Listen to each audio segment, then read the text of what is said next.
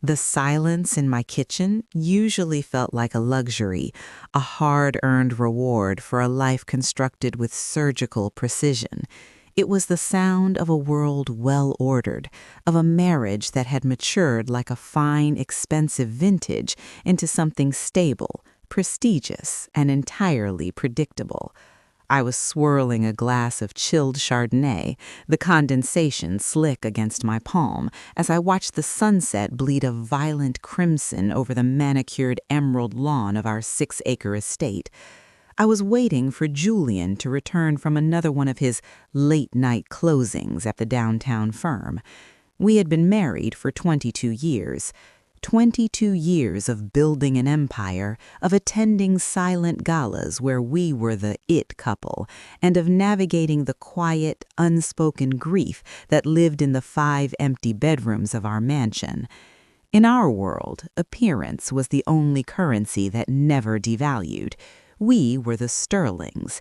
Julian was the visionary architect, and I, Lydia, was the strategic backbone, the woman who turned his sketches into a multi-million-dollar reality.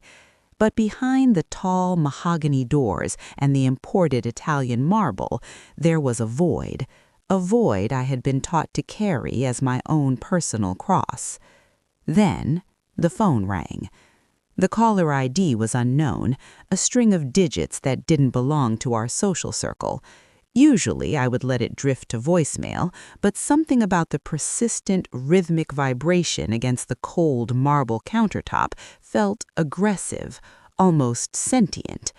I swiped the screen and pressed it to my ear, my posture reflexively straightening as if I were about to enter a boardroom. "Hello?" I said, my voice a practiced melody of refinement and authority. "Is this the wife?" The voice on the other end was young. It was high-pitched, breathless, and dripping with a forced kind of confidence that only the truly ignorant possess. It was the voice of a girl who thought she had just stumbled upon a treasure map and wanted to make sure the previous owner knew they were officially bankrupt. "This is Lydia Sterling," I replied, my heart skipping exactly 1 beat before settling back into its rhythmic, icy cadence. I had dealt with enough boardroom sharks and social climbers to know when a predator was circling. I just didn't expect the predator to sound like she was barely old enough to rent a car. "I'm not going to beat around the bush," the girl said, and I could practically hear the smug curl of her lip through the speaker. "I've been seeing Julian for 18 months. He told me he was going to leave you a dozen times, but he's a coward. He's obsessed with his image and your connections, so I decided to speed up the timeline. I'm pregnant, Lydia. 12 weeks. It's a boy. He's finally getting the heir, the legacy, the real family that you were too broken and too barren to give him." She paused, likely holding her breath, waiting for the sound of shattering glass. She was waiting for the hysterical sob, the panicked plea, or the guttering scream of a woman whose entire world had just been incinerated by a single sentence. She wanted to feed on my misery. Instead, I felt a cold, crystalline wave of absolute clarity wash over me. It wasn't shock. It wasn't even traditional pain. It was the feeling of 1,000 puzzle pieces finally clicking into place, revealing a picture that was as grotesque as it was fascinating. I looked down at the locked bottom drawer of my desk. Inside that drawer, beneath layers of tax returns and property deeds, sat a medical folder I hadn't opened in 20 years. 12 weeks, you said? I asked. My voice was eerily calm, even to my own ears. It was the voice I used when I was about to foreclose on a property that no longer served the portfolio. "Yes," she spat, clearly annoyed by my lack of emotional collapse. "And he's thrilled. He's already picked out a name, Julian Jr. He's buying me a house in the hills, something modern and open, not like that tomb you live in. The sterile ice queen is finally being replaced by someone who actually functions." I took a slow, deliberate sip of my wine, letting the acidity linger on my tongue.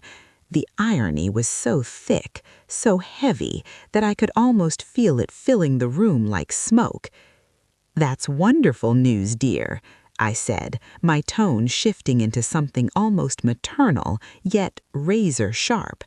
"A boy, a legacy. It's what every man of Julian's ego dreams of.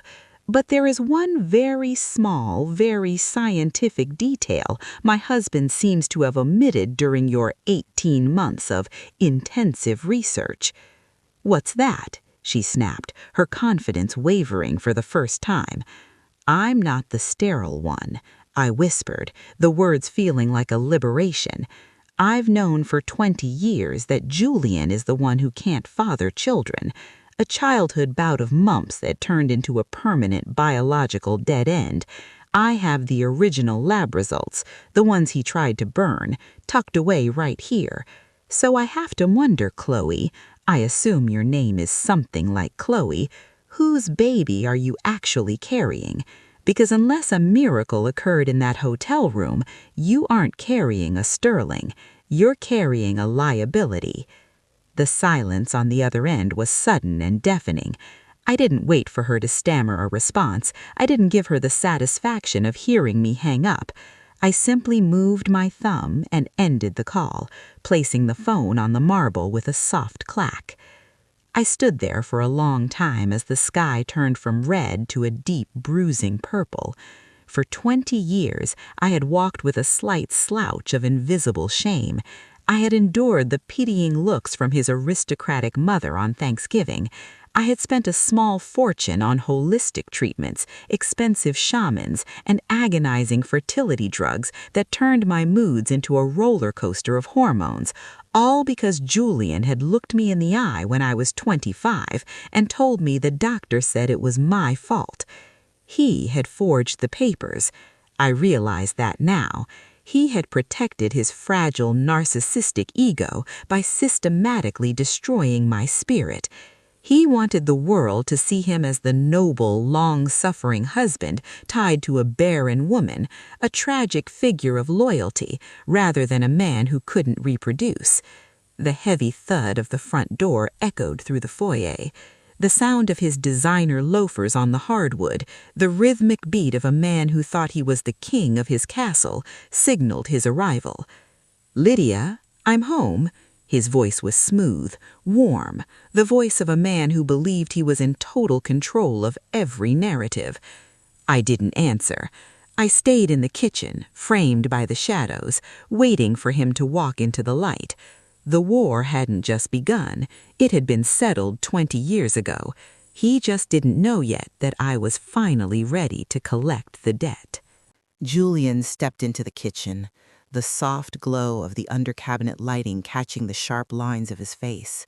He was a man crafted for the camera, hair perfectly silvered at the temples, a jawline that suggested unyielding strength, and eyes that could sell a blueprint for a bridge to nowhere.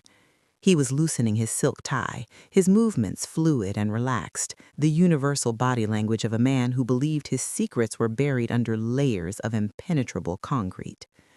"It's dark in here, honey," he said, his voice dripping with that practiced, patronizing warmth he had mastered over 2 decades. "Are you all right? I've been calling since I left the office, but you didn't pick up." "I was occupied," I said, finally stepping out of the shadows. I watched him closely, looking for the tiny fractures that appear in a facade when it begins to crumble. "A young woman reached out to me today. She was very eager to share the progress of your extracurricular projects." Julian didn't flinch. Not yet. He was a professional at managing crises. He simply stopped unbuttoning his cuffs and let his hands hang at his sides. "Lydia, if this is about one of those disgruntled former interns again, I told you, the HR department is handling the legalities. People get desperate when they see a name like Sterling on a building." "She didn't sound disgruntled, Julian. She sounded triumphant," I countered, leaning against the marble island. "She said her name was Chloe. She told me she's 12 weeks pregnant with your son. She told me you're buying her a house in the hills. She even shared your charming nickname for me, the Sterile Ice Queen. It's quite poetic, don't you think? Cold, hard, and utterly empty. Now the change happened. The blood didn't just drain from his face, it seemed to vanish entirely, leaving his skin the color of wet ash. He reached out to steady himself against the back of a chair, his knuckles turning white. He went for the only play he had left in his playbook, the gaslight. "She's a psycho," he hissed, his voice dropping an octave as he tried to regain his footing. "She's a girl from the marketing firm we hired for the new development. She's been obsessed with me for months. I didn't tell you because I didn't want to worry you with more drama. She's making it up, Lydia. She's trying to extort us. You know how people are." Is she lying about the baby, Julian? Or is she just lying about who the father is? I asked, my voice rising just enough to cut through his excuses. "I'll handle it," he said, stepping toward me, his face twisting into a mask of faux sincerity. "I'll get the legal team on it tomorrow morning. We'll file a restraining order. She's delusional. She probably did some research on our history and used the pregnancy to hit us where it hurts. She knows we couldn't have kids. She's weaponizing your pain, Lydia. It's disgusting." I laughed. It was a sharp, jagged sound that echoed off the high ceilings. "My pain? You mean the pain you manufactured, the pain you nurtured for 20 years like a prize-winning orchid?" "What are you talking about?" he stammered. "I'm talking about the forged medical records, Julian. I'm talking about the 20 years I spent blaming myself, pumping my body full of hormones, and apologizing for a failure that wasn't mine. I'm talking about the fact that you knew, since you were a teenager, that you could never father a child, and yet you let me carry the weight of being barren just so you could keep your pride intact." Julian's eyes darted toward the hallway, toward the office where he thought his secrets were safe. He looked like a cornered animal realizing the fence was electrified. "I don't know where you're getting this," he said, but the bravado was gone. His voice was thin, reeking of desperation. "Lydia, listen to me." "No, you listen to me," I interrupted, stepping into his personal space. I reached out and straightened his lapel, my fingers grazing the expensive fabric. "You let that girl believe she's carrying your heir. You let her believe she's the one who finally fixed you. But we both know that unless Chloe had a virgin birth, that child is as much as Sterling as I am a stranger to this house. So here's the question. Why would a man as smart as you let a mistress lie to him about a baby he knows he can't have?" He couldn't answer. He stood there, the great Julian Sterling, reduced to a trembling silhouette in his own kitchen. He realized that the foundation of his entire life, the lies he had told me, the lies he had told his mistresses, and the lies he had told the world, had just been hit by a wrecking ball. He turned without another word and retreated toward the guest wing, his footsteps heavy and uneven. He didn't go to the master bedroom. He didn't try to touch me. He crawled away like a beaten dog. I didn't follow him. I went to his office. I knew Julian better than he knew himself. He was a man of patterns, a man who felt the need to document his brilliance, even his deceptions. He kept trophies of his wins.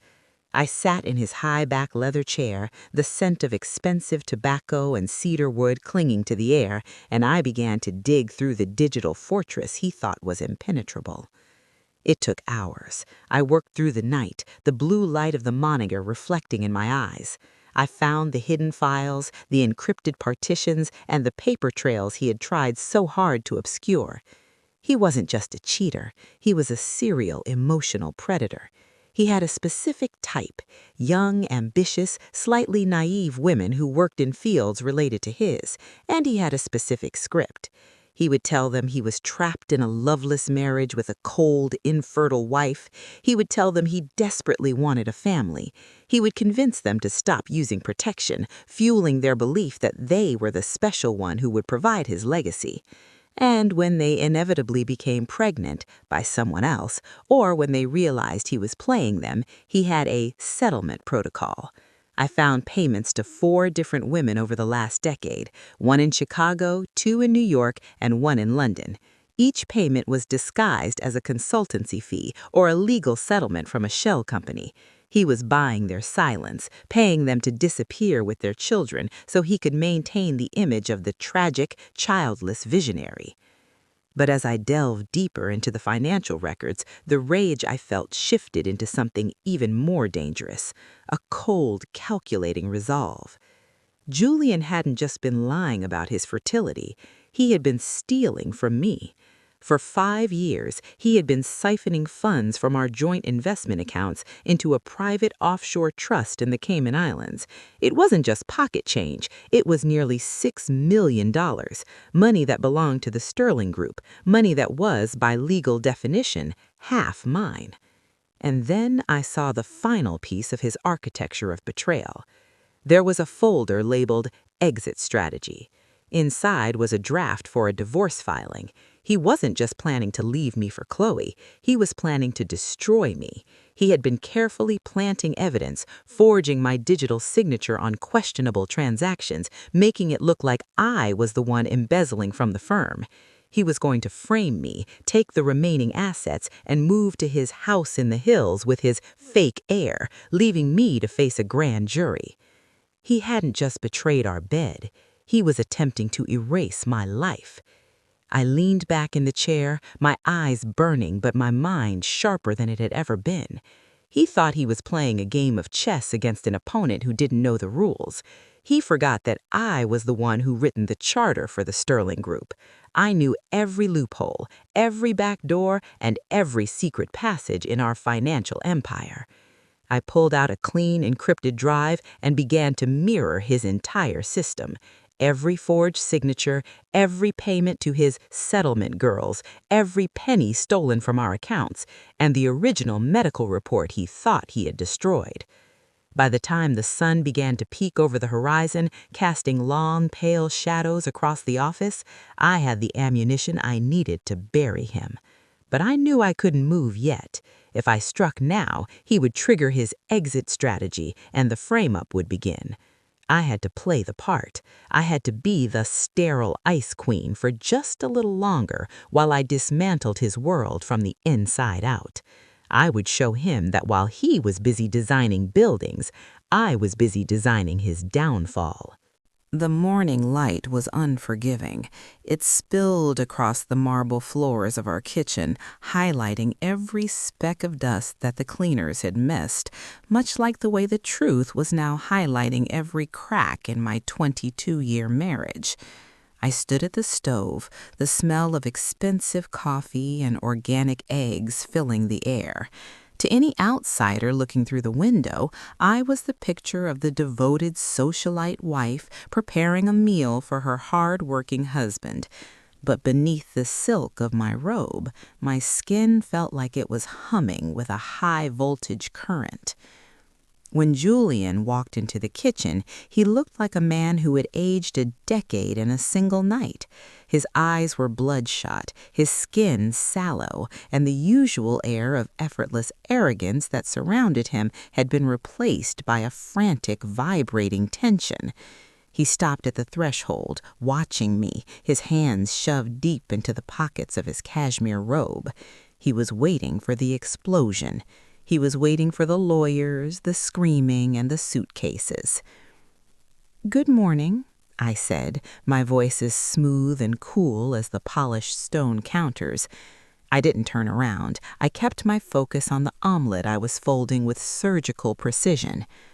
Julian hesitated, his breath catching in his throat. "Lydia, about last night." "I've had some time to think, Julian," I interrupted, finally turning to face him.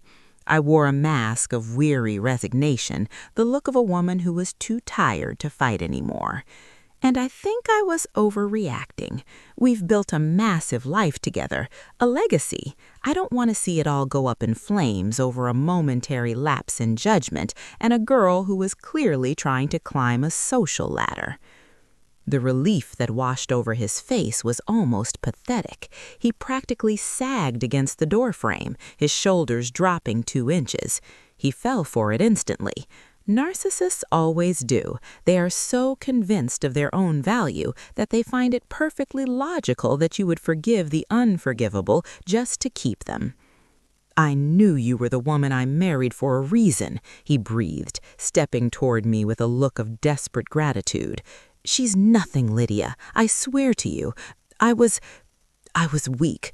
I felt the pressure of the firm, the pressure of not having a son, and she was just there. She fed me lies I wanted to hear. But I've already contacted my private security. They're going to handle her. She'll be gone by the end of the week, and we can put this nightmare behind us. I agree, I said, offering him a small, tight smile that didn't reach my eyes. But I think we need to do more than just hide her away. We need to show the world that the Sterling Group is stronger than ever. The gala is on Friday, the merger announcement. I want to be there, on stage, co-signing those documents with you. Let the investors see that we are a united front. Julian's eyes lit up with a predatory spark. I knew exactly what he was thinking. The merger documents contained the very clauses he had manipulated to frame me for the embezzlement. By signing them in front of the board, I would be legally validating the paper trail he had forged. I was walking straight into his trap, and he thought he was the one who had set the bait. "That's a brilliant idea," he said, his voice regaining its oily confidence. "It'll stabilize the stock and silence any rumors. You've always had the best instincts for the business, Lydia." "I've had plenty of practice," I replied, handing him his plate. For the next 3 days, I played the part of the dutiful, grieving but loyal wife to perfection. I helped him select the right cufflinks. I sat through tedious dinners with the board of directors, nodding and smiling while Julian boasted about our unbreakable partnership. I watched him regain his swagger, watched him regain the belief that he was the smartest person in every room. But every night, when he retreated to the guest wing under the guise of giving me space to heal, I was back in his digital world. I wasn't just mirroring his files anymore. I was planting my own. Using the administrative access I still held from the early days of the firm, I began to reroute the digital signatures. I tracked the slush fund in the Caymans back to a series of wire transfers that were authorized not from my computer, but from his private laptop at 3 a.m. on dates when I was out of town visiting my sister. I secured the metadata. I secured the IP logs. Then I turned my attention to Chloe. I didn't need a private investigator to find her. Julian had been paying her rent through a property management company we owned. She was staying in a luxury apartment in the Pearl District, a place full of glass and steel that screamed temporary. I didn't call her. I didn't threaten her. I simply showed up. I found her at a high-end baby boutique, her hand resting on a stomach that was barely showing. She was dressed in head-to-toe designer gear, looking like a girl who had finally tasted the life she thought she deserved.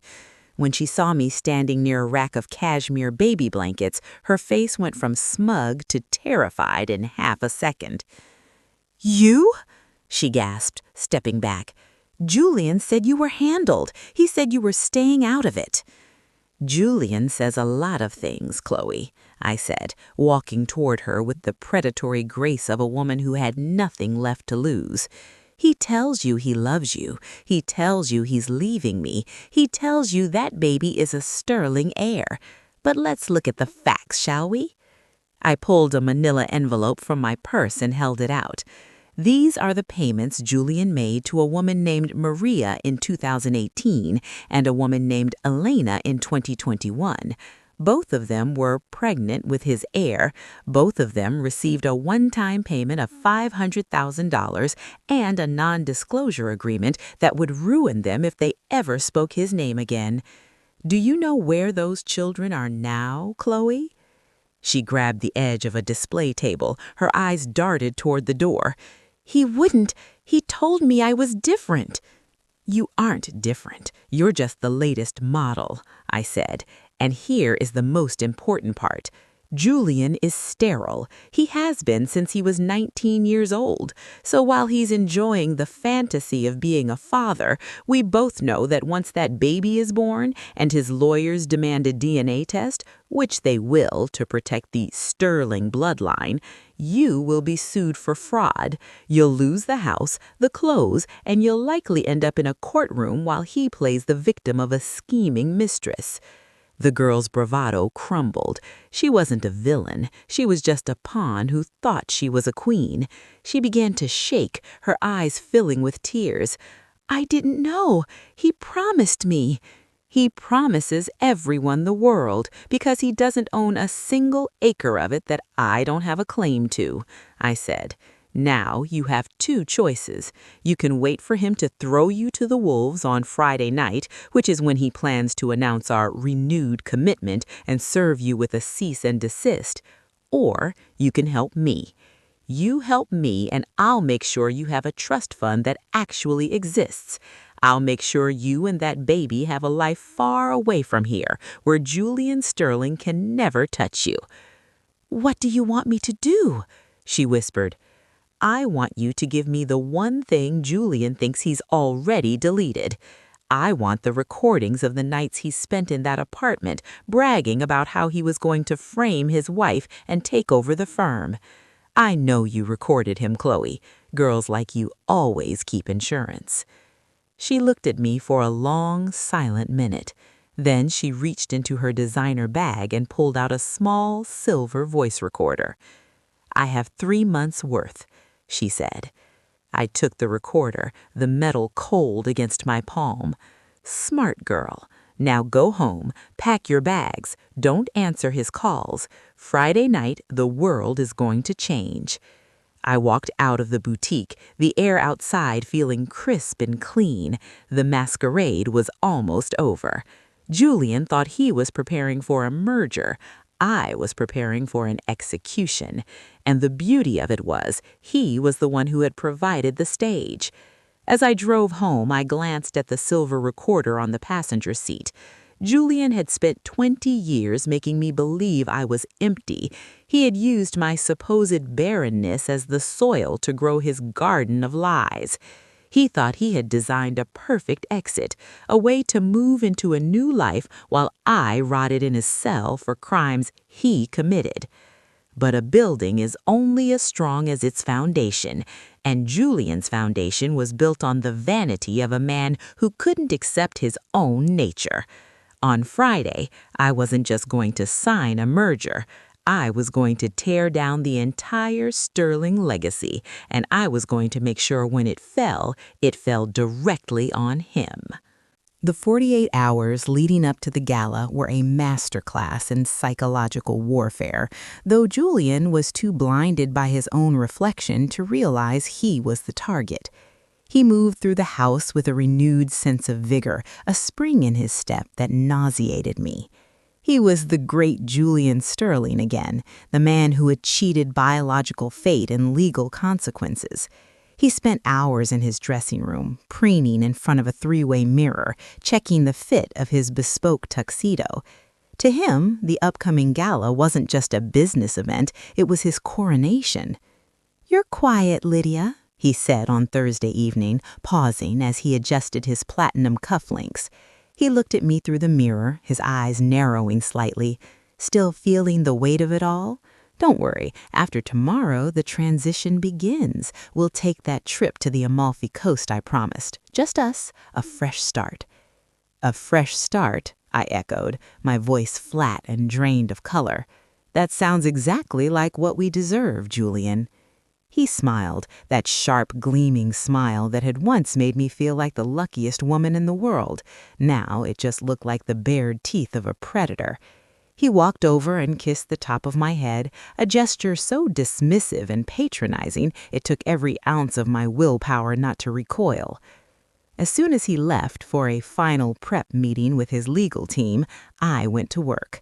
I wasn't Lydia the wife anymore. I was Lydia the auditor. I took the silver recorder Chloe had given me and sat at my desk.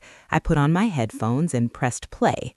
The sound of Julian's voice filled my head, but it wasn't the voice the public knew. It was raw, arrogant, and laced with a terrifying level of malice. "She thinks she's so smart," Julian's voice crackled on the recording, accompanied by the sound of ice clinking in a glass. "Lydia thinks she's the one holding the firm together, but she's just a placeholder. By the time the SEC finishes with the audit I've prepared, she'll be lucky if they let her keep her shoes. I've routed the Cayman transfers through her personal MAC address during her sister's funeral. Who's going to believe her? A bitter, barren woman who stole to keep a husband who didn't want her. The narrative writes itself, Chloe." There was a giggle on the tape, Chloe's voice, and then Julian continued. "Once the merger is signed, her signature is on the final liability waiver. It's a closed loop. I get the Sterling name, the new capital, and a fresh life with you and the boy. She gets a prison cell and 20 years to think about why she wasn't enough." I closed my eyes, the coldness in my chest hardening into something impenetrable. He hadn't just cheated, he had weaponized my grief. He had used the time I spent burying my sister to frame me for his theft. It was a level of depravity I hadn't fully allowed myself to believe until I heard it in his own voice.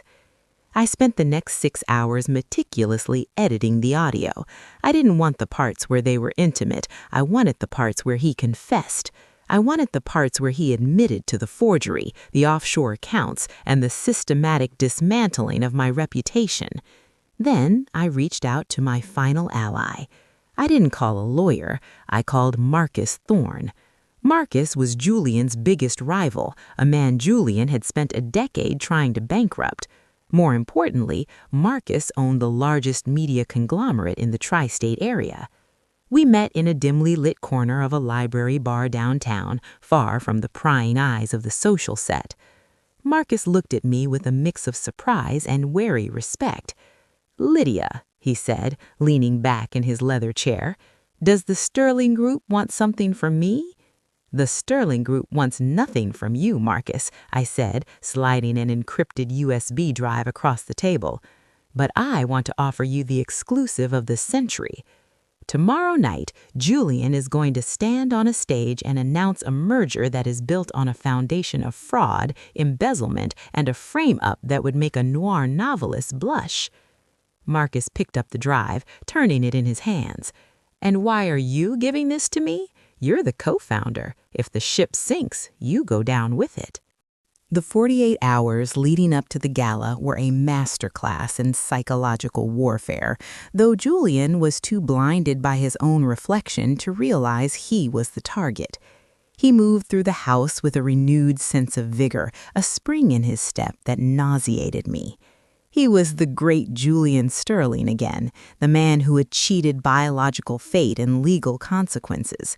He spent hours in his dressing room, preening in front of a 3-way mirror, checking the fit of his bespoke tuxedo. To him, the upcoming gala wasn't just a business event, it was his coronation. "You're quiet, Lydia," he said on Thursday evening, pausing as he adjusted his platinum cufflinks. He looked at me through the mirror, his eyes narrowing slightly. "Still feeling the weight of it all?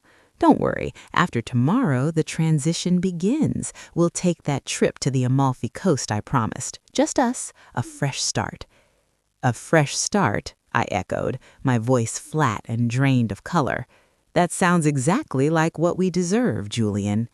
He smiled, that sharp, gleaming smile that had once made me feel like the luckiest woman in the world. Now it just looked like the bared teeth of a predator. He walked over and kissed the top of my head, a gesture so dismissive and patronizing it took every ounce of my willpower not to recoil. As soon as he left for a final prep meeting with his legal team, I went to work. I wasn't Lydia the wife anymore. I was Lydia the auditor. I took the silver recorder Chloe had given me and sat at my desk. I put on my headphones and pressed play. The sound of Julian's voice filled my head, but it wasn't the voice the public knew. It was raw, arrogant, and laced with a terrifying level of malice. "She thinks she's so smart," Julian's voice crackled on the recording, accompanied by the sound of ice clinking in a glass. Lydia thinks she's the one holding the firm together, but she's just a placeholder. By the time the SEC finishes with the audit I've prepared, she'll be lucky if they let her keep her shoes. I've routed the Cayman transfers through her personal MAC address during her sister's funeral. Who's going to believe her? A bitter, barren woman who stole to keep a husband who didn't want her. The narrative writes itself, Chloe. There was a giggle on the tape, Chloe's voice, and then Julian continued. Once the merger is signed, her signature is on the final liability waiver. It's a closed loop. I get the Sterling name, the new capital, and a fresh life with you and the boy. She gets a prison cell and 20 years to think about why she wasn't enough. I closed my eyes, the coldness in my chest hardening into something impenetrable. He hadn't just cheated, he had weaponized my grief. He had used the time I spent burying my sister to frame me for his theft.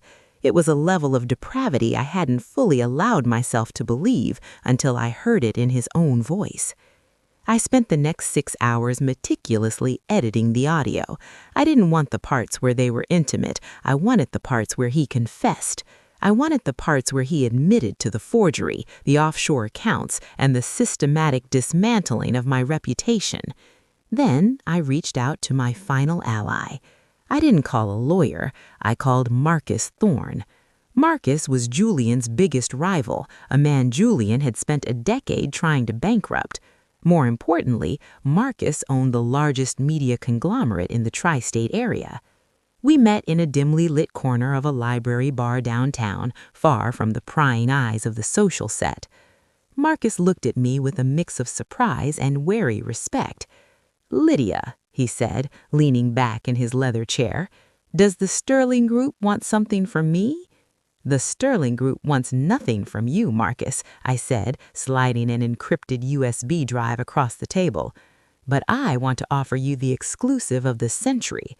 Tomorrow night, Julian is going to stand on a stage and announce a merger that is built on a foundation of fraud, embezzlement, and a frame-up that would make a noir novelist blush." Marcus picked up the drive, turning it in his hands. "And why are you giving this to me? You're the co-founder. If the ship sinks, you go down with it." "The ship is already sinking, Marcus. Julian just hasn't noticed the water at his ankles yet," I said. Inside that drive is evidence of $6 million in offshore theft, forged signatures, and audio recordings of Julian Sterling admitting to framing his wife for his own crimes. I don't want to go down with the ship. I want to be the one who provides the lifeboats for the employees and the investors, while Julian is left on the bridge. Marcus's eyes sharpened. He saw the play. "What's the catch?" "No catch, just timing," I said. "The gala starts at 8 p.m. The merger signing is at 9:30 p.m. I want the story to break on your digital platforms at 9:31 p.m., not a minute sooner. I want him to sign those papers thinking he's won. I want him to feel the highest point of his life right before the floor disappears." Marcus smiled, a slow, appreciative grin. "You're a dangerous woman, Lydia." "I was a loyal woman for 22 years, Marcus. Julian taught me that danger is a more effective currency." I left the bar and drove home in the silence of the night.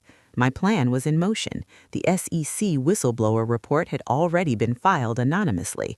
The digital signatures on the merger documents had been modified in the firm's back end to include a secondary layer of metadata that would prove the forgery originated from Julian's hardware. When I arrived back at the mansion, Julian was asleep in the guest wing. I walked into our master bedroom, my room now, and looked at the dress I had chosen for the gala. It was a deep midnight blue silk, structured and elegant. It looked like armor. I sat at my vanity and began to remove my makeup. I looked at the woman in the mirror. For 20 years, I'd seen a failure. I'd seen someone who couldn't fulfill the ultimate duty of a wife. I'd seen someone who deserved the coldness Julian gave her. "No more," I whispered to the reflection. I wasn't sterile. My heart wasn't cold. My life wasn't empty. I was the architect now. I was the one who had designed this final structure. Julian thought he was building a house in the hills for his new family. He was actually building his own gallows, and he was so proud of the design he was even paying for the lumber. I went to sleep that night, and for the first time in 2 decades, I slept soundly. I didn't dream of babies I couldn't have or a love I couldn't keep. I dreamed of the sound of a gavel hitting a desk. I dreamed of the silence that follows a great collapse. Tomorrow, the SEC whistleblower report was going to show the world exactly what happens when you try to freeze someone out of their own life. She was going to show them that while fire can destroy, ice can crack the strongest foundations until the entire building comes screaming down. The masquerade was over, the gala was waiting, and Julian Sterling had no idea that the woman he was bringing as his trophy wife was actually the one who had already signed his death warrant. The grand ballroom of the plaza was a cathedral of vanity. Crystal chandeliers hung like frozen explosions from the gilded ceiling, casting a sharp, unforgiving light on the city's elite. Men in $6,000 tuxedos and women draped in liquid silk moved through the space like exotic fish in a pressurized tank. This was Julian's natural habitat. He thrived here, moving through the crowd with a predator's grace, shaking hands, clapping shoulders, and radiating a level of confidence that was almost blinding. I walked a step behind him, the midnight blue silk of my gown whispering against the marble floor. My face was a mask of serene, understated elegance. I was the perfect accessory, the silent, supportive wife who added a touch of old money gravity to Julian's flashier brilliance. "You're doing beautifully, Lydia," Julian whispered, leaning in as we paused near the champagne fountain. His breath smelled of expensive scotch and victory.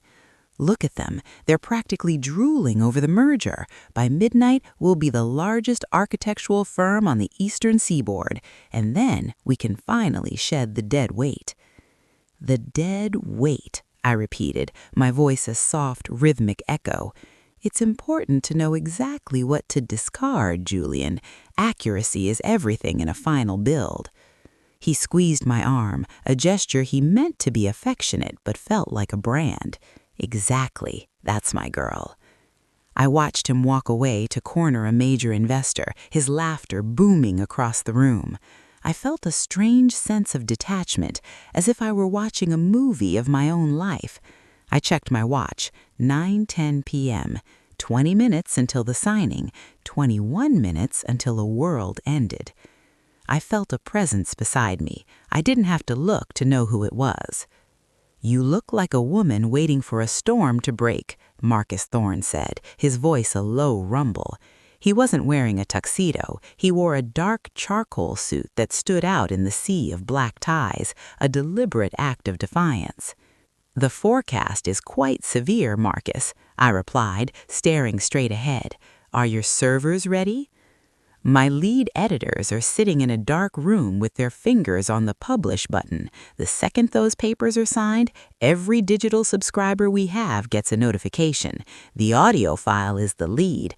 It's quite a performance by your husband, Lydia. I almost felt sorry for him. Almost."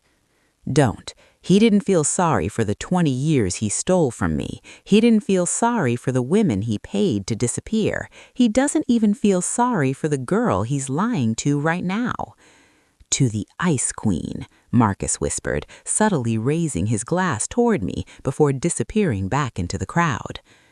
I took a deep breath, the scent of expensive lilies and floor wax filling my lungs. I felt a sudden, sharp pang of something I hadn't expected. Grief. Not for Julian, but for the woman I had been. The woman who had believed in the vows, who had cried herself to sleep over negative pregnancy tests, and who had spent decades trying to be enough for a man who was fundamentally hollow. I was burying her tonight with him. "Ladies and gentlemen, if I could have your attention," the voice of the chairman of the board, a man named Henderson who was as old and as rigid as a skyscraper, cut through the chatter. He stood on the raised dais at the front of the room, flanked by 2 mahogany tables. On the left table sat the merger documents, the culmination of Julian's ambition and his treachery. Julian stepped up to the stage, beaming. He looked at me and beckoned with his hand. "Lydia, please join us. This firm wouldn't be here without you." The crowd erupted in polite applause. I walked up the stairs, my heart beating with a cold, rhythmic precision. I stood beside Julian at the podium. He looked at me with a look of pure, unadulterated triumph. He thought he was inviting me to my own execution. "Today," Julian began, his voice projecting to the very back of the ballroom, "today we don't just sign a merger, we sign a legacy. My wife Lydia and I have spent 22 years building Sterling Group into a symbol of excellence, and tonight, as we join forces with our new partners, we enter a new era of growth, innovation, and integrity." He paused for dramatic effect, and I felt a shiver of disgust at the word. "Lydia," he said, handing me a gold fountain pen, "would you do the honors? As the co-founder, your signature is the most important one on the page." I looked down at the documents. I knew exactly what I was signing. I was signing the liability waiver that Julian had carefully crafted to point directly to me as the sole authorized signatory for the special projects accounts, the ones he had drained. He even used a specific font and spacing to hide the clauses in the fine print. I leaned over the paper. The cameras flashed, capturing the moment for the morning papers. I signed my name in a clear, elegant hand, Lydia Sterling. Julian took the pen from me, his fingers brushing mine. He was trembling with excitement. He signed his own name with a flourish, then slammed the pen down. "It's done!" Julian shouted, throwing his arms up. The room exploded in cheers. People began to surge forward to offer their congratulations. Julian grabbed me and pulled me into a hug, whispering into my ear, "You just signed your life away, you barren bitch. The SEC is already on their way to the house. I'll see you in 20 years. I pulled back, looking him straight in the eye. I didn't flinch. I didn't cry. I smiled. "Check your phone, Julian," I said, my voice barely a whisper. "What?" "The clock just struck 9:31 p.m., I said. Around the room, a strange ripple began to move through the crowd. It started with a few muffled gasps, then the sound of dozens of smartphones chiming and vibrating simultaneously. People weren't looking at the stage anymore. They were looking at their screens. Julian's face went from triumph to confusion. He pulled his phone from his tuxedo pocket. I saw his thumb tremble as he tapped the notification from Thorn Media. The headline was massive, even from where I stood. "The Sterling Fraud. Architect Julian Sterling admits to $1 million embezzlement and wife's frame-up in explosive audio leak." Julian's eyes scanned the screen, his mouth falling open. He tapped the play button on the embedded audio file. Because the ballroom was equipped with a state-of-the-art sound system and a live feed for the remote investors, the audio didn't just play on his phone, it caught the high-frequency signal of the open microphones on the podium. Julian's voice, raw, arrogant, and mocking, suddenly boomed through the entire ballroom, amplified by 20,000-watt speakers. "Lydia thinks she's the one holding the firm together, but she's just a placeholder. I've routed the Cayman transfers through her personal MAC address. Who's going to believe her? A bitter, barren woman who stole to keep a husband who didn't want her. The narrative writes itself, Chloe."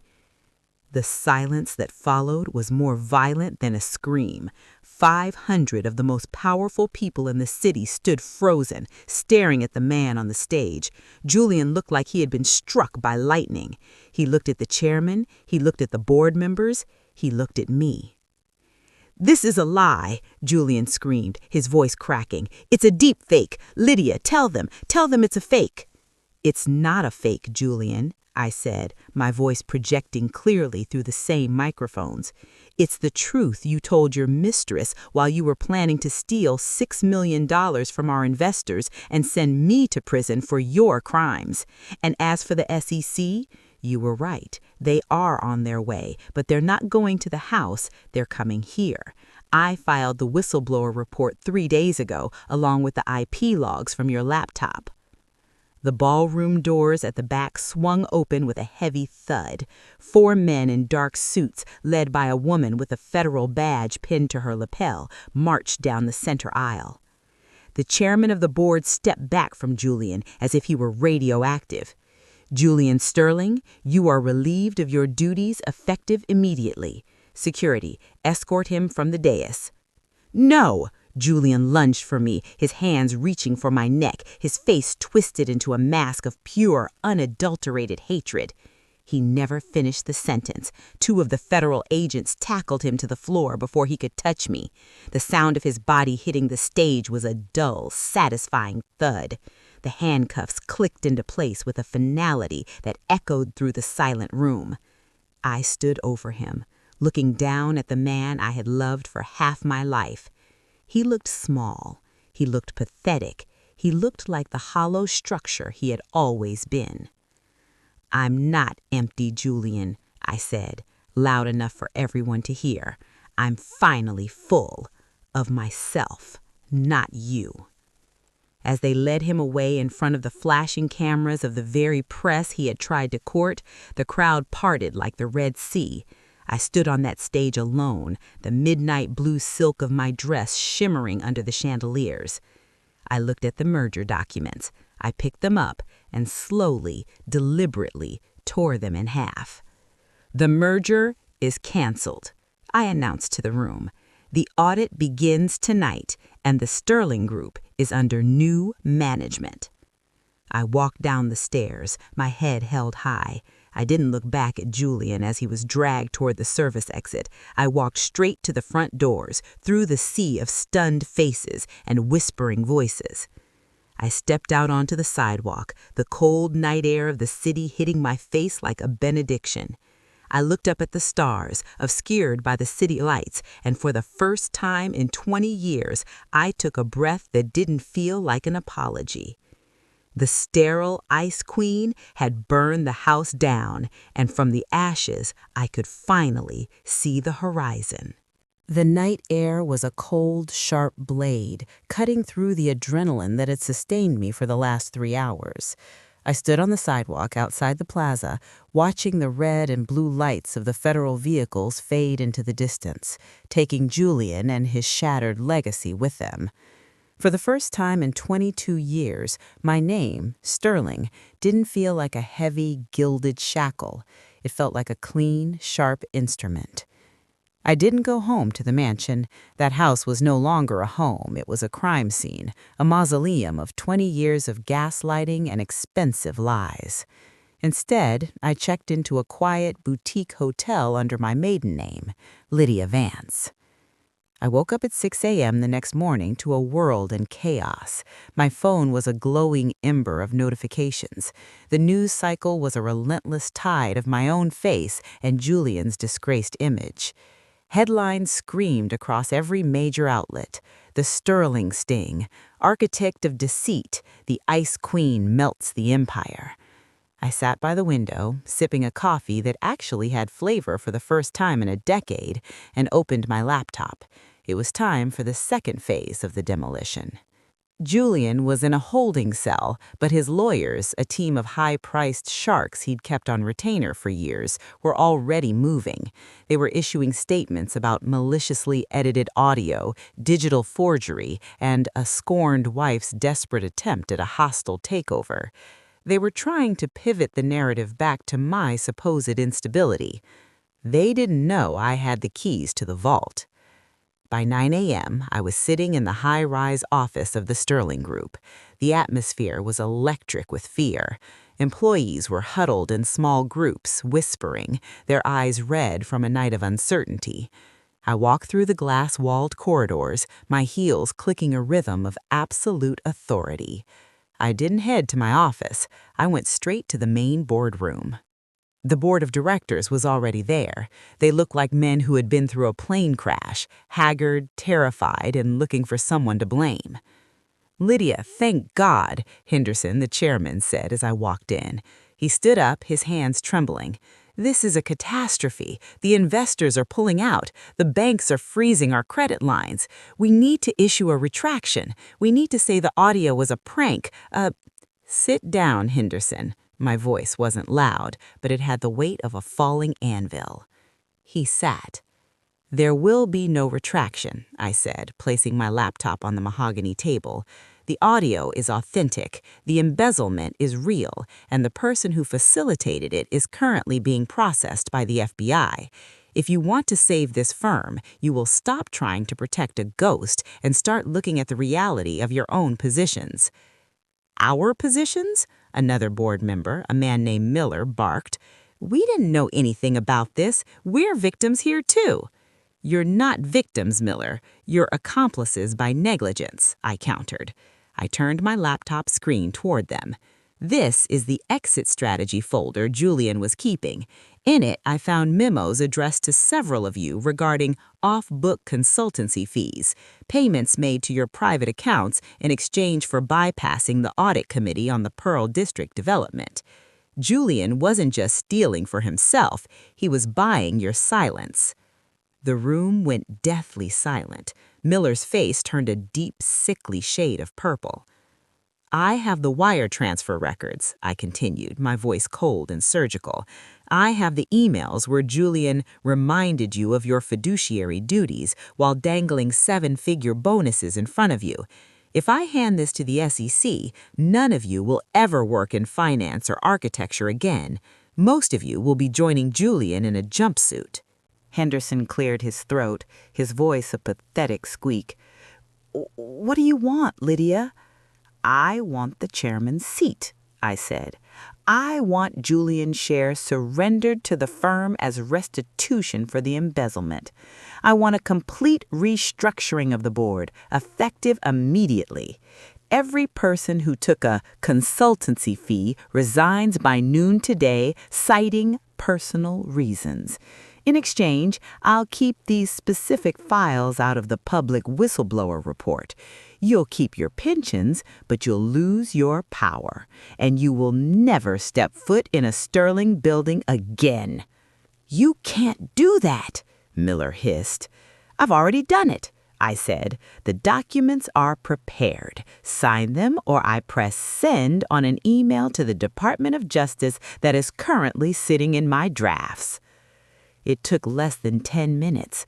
The men who had spent decades patronizing me, calling me the lovely Mrs. Sterling, and ignoring my contributions to the firm's growth, signed their own professional death warrants with trembling hands. One by one, they shuffled out of the room, broken and humiliated. I was left alone in the boardroom. I walked over to the floor-to-ceiling window and looked out at the city skyline. Several of the buildings out there were Julian's designs. They were beautiful, soaring structures of glass and steel, but I knew the truth now. They were built on hollow promises and stolen dreams. My assistant, a young woman named Sarah, who had always been loyal to me, knocked softly on the door. "Lydia, there's a woman here to see you. She says it's urgent. She says her name is Chloe." I felt a slight tremor in my chest. I had forgotten about the girl and the chaos of the boardroom coup. "Send her in." Chloe walked in, and the transformation was startling. The designer clothes were gone, replaced by a simple maternity dress and an oversized cardigan. She looked exhausted, her eyes swollen from crying. She looked like a child who had realized the fairy tale ended with the princess being eaten by the dragon. "I didn't know where else to go," she whispered, clutching her purse. "The locks were changed at the apartment this morning. The property manager said the lease was terminated for illegal activity. I have nowhere to go, Lydia. My parents, they don't even know I was seeing a married man. I'm 3 months pregnant and I have nothing." I looked at her, and for a moment I saw the woman I might have been if I hadn't been so strong. I saw the vulnerability that Julian preyed upon. "Julian never loved you, Chloe," I said, not to be cruel, but to be honest. He didn't even love the idea of that baby. He loved the idea of hurting me. You were just the weapon he chose." "I know," she sobbed, sinking into one of the expensive leather chairs. "I heard the audio. I heard what he said about the narrative writing itself. He was going to throw me away too, wasn't he, once he had what he wanted?" "Yes," I said, "he was." I walked over to her and handed her a glass of water. "I told you I would take care of you if you helped me. I keep my word. My lawyer has already set up a trust. It's not $5 million, but it's enough for a modest house in a good school district and a fund for the baby's future.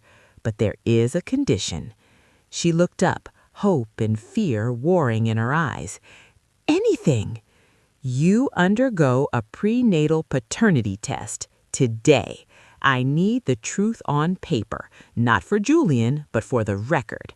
If that baby is somehow a miracle, if he is Julian's, the trust will be doubled. If he isn't, the trust remains as it is, but you never mention the Sterling name to the child. You give him a clean start, away from the rot of this family." "He isn't Julian's," she whispered, her head bowing. "I knew it all along. I was scared. I thought if I told Julian it was his, he'd keep me. But it's my ex-boyfriend's. He's a good man, but he's a mechanic. He doesn't have buildings with his name on them." "A mechanic builds things that actually run, Chloe," I said softly. "That's more than Julian ever did." I saw her out and watched the elevator doors close. I had closed one more chapter of Julian's lies. But as I turned back to the empty boardroom, I realized the most dangerous ghost was still haunting me. My phone buzzed, a text from an unknown number. "You think you won, Lydia? You think a few recordings and a board coup can stop me? I built this city. I know where the foundations are buried, and I know exactly which one your new life is sitting on. I'll be seeing you sooner than you think." It wasn't Julian. He was in a cell without a phone. I looked at the message, a cold chill creeping up my spine. The embezzlement, the mistresses, the frame-up. There was something else, something Julian was protecting, something he had been hiding even from me. I realized then that the exit strategy wasn't just about a divorce, it was about a disappearance, and Julian wasn't the only architect of this nightmare.